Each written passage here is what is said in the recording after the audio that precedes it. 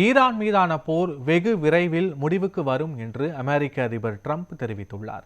Iran மீதான America மற்றும் Israel படைகளின் தாக்குதல் 11வது நாளாக தொடர்ந்து வருகிறது.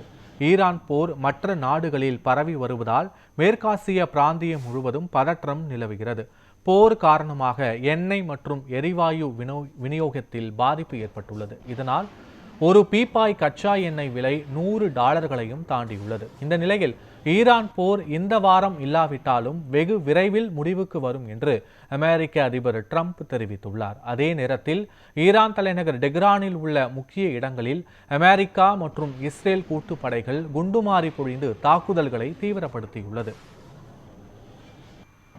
இதனிடையே எரிசக்தி போக்குவரத்தில் மிக முக்கிய பங்கு வகிக்கும் ஹார்முஸ் நீரிணையை தங்கள் கட்டுப்பாட்டில் எடுப்பது குறித்து பரிசீலித்து வருவதாக அமெரிக்க அதிபர் ட்ரம்ப் தெரிவித்துள்ளார்.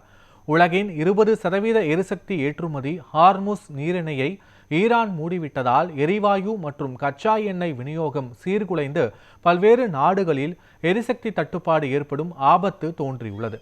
இதனால் ஹார்முஸ் நீரிணையை தங்கள் கட்டுப்பாட்டில் எடுக்கப் போவதாக ட்ரம்ப் கூறியிருப்பது குறிப்பிடத்தக்கது.